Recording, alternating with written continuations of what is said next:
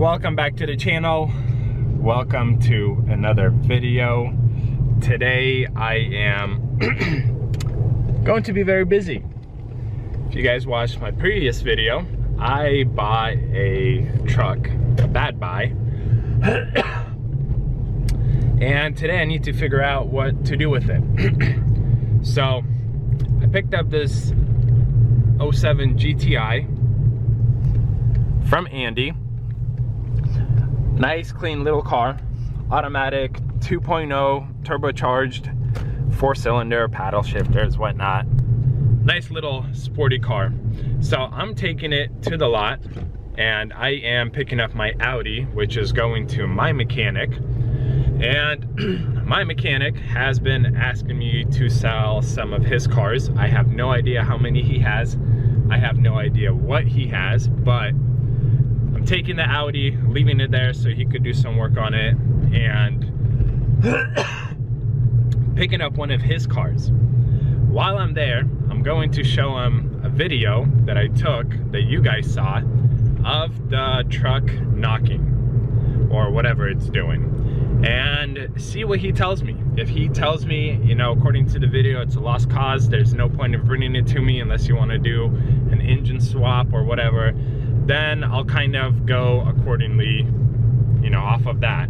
If he tells me that, hey, this is something that could be fixed, then I am racing home, grabbing the SUV, and going to grab the trailer at my in-laws, and then go pick up this truck, which is still at Mannheim. But regardless, I have to pick it up today, and this is kind of what I've been racking my brain about. I don't know how to do it effectively, time-wise, because from the auction, the trailer is 25 miles away, so it's not a short drive, which, you know, going to pick up the trailer and then picking up the truck and then taking the trailer back, I will lose probably an hour and a half, if not more, of my day just driving. So I guess we'll see. We're going to the lot right now and we'll grab the Audi and we'll kind of go from there, one step at a time.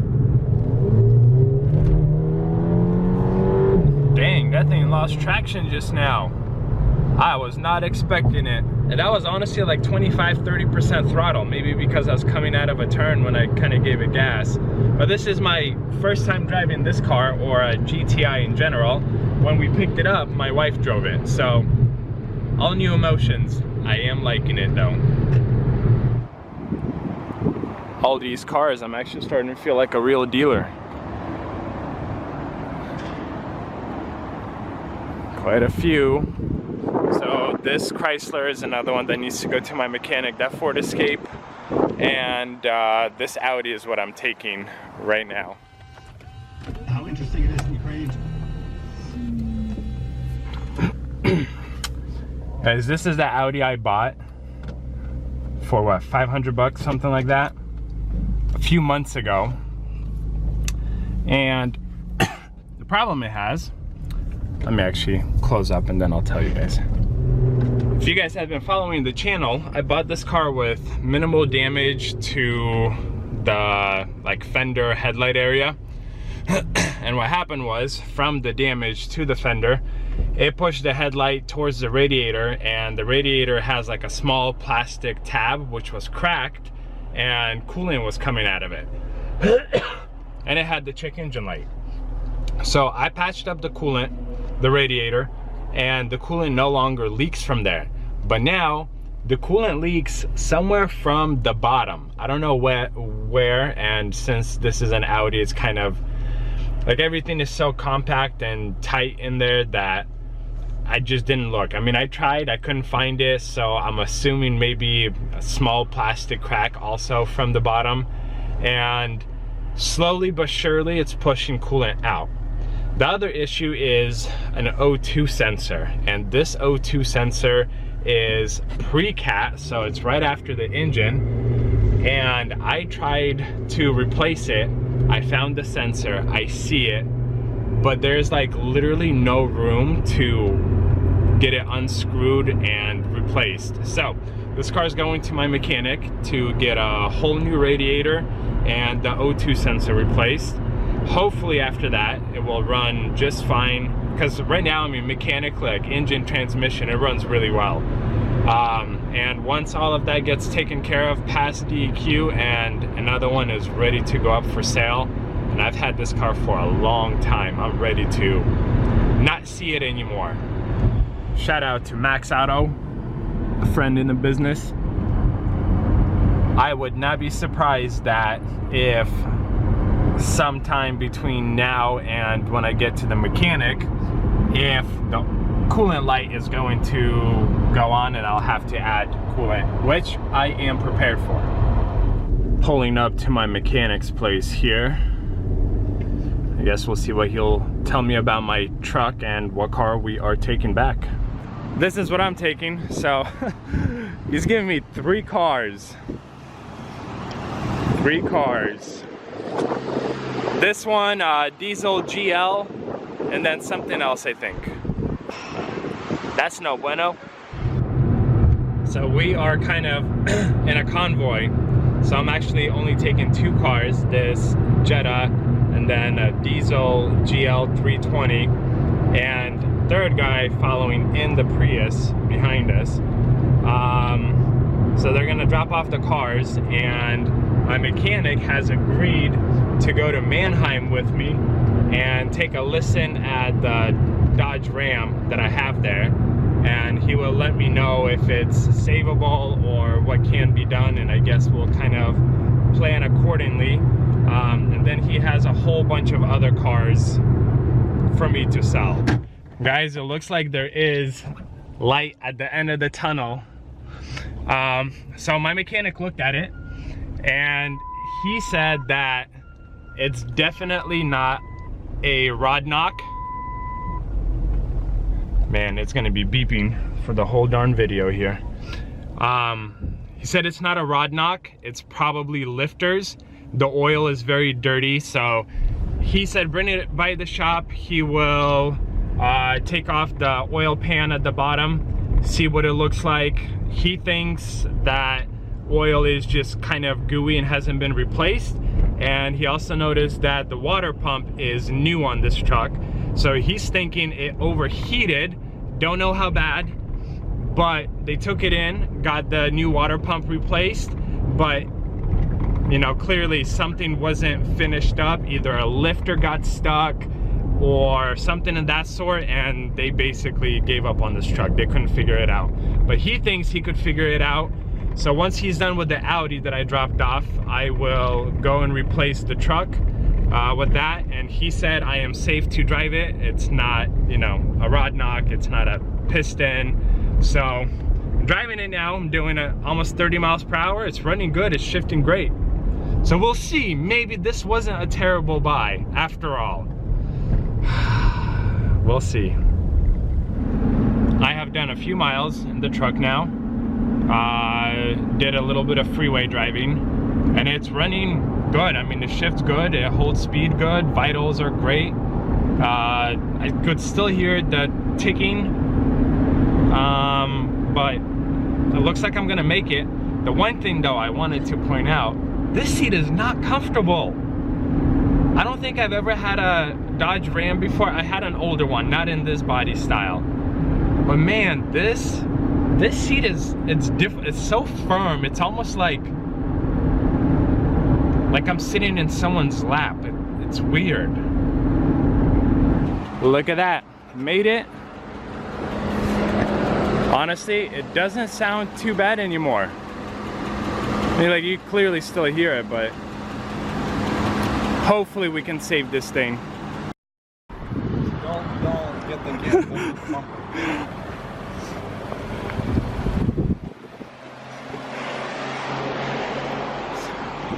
I have not been in a SL 500 before.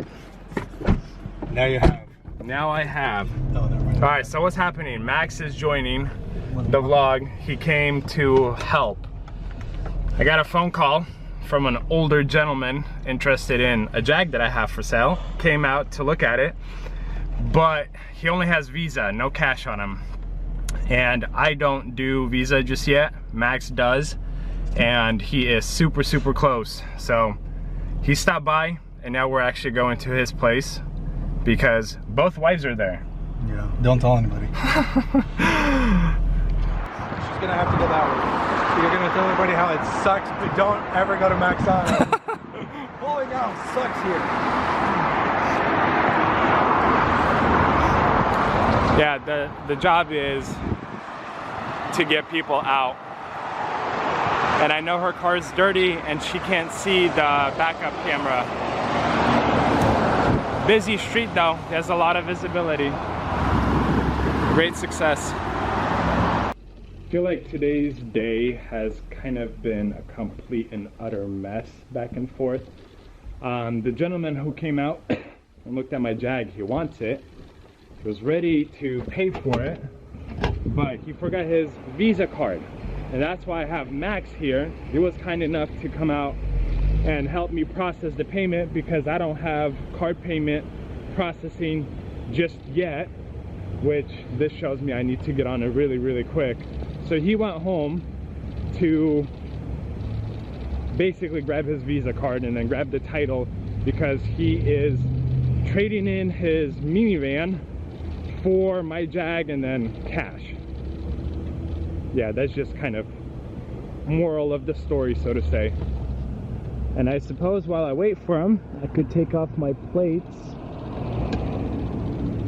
and kind of get this car ready to go. Busy place. And if all goes well, I should have potentially a buyer for this car. They seem very interested. I've been talking to them the last 3 days or so. So we'll see, maybe today will be a 2-car day. Starting to lose some daylight. It's starting to definitely get darker. I think this will be it for now. We will resume tomorrow because I have a whole bunch of stuff to pick up tomorrow. And I guess I'll give you guys an update on whether the car is sold or not. Okay guys, it's a new day. And it's a very good day. Just look at that car. Look at how beautiful it looks. And I love driving it. And I think I'm gonna do a muffler delete on it. I think, but we'll see. So, update. Last night, I sold my 2009 Nissan Sentra. And the nice guy that I am, I drove it to the buyer's house because they came on 2 cars and they didn't have a 3rd driver. Nice little, more or less, courtesy thing. And just now, I sold my Jaguar XJ8L to a wonderful 85-year-old Korean vet. Thank you for your service, and any vet watching my videos, thank you for your service.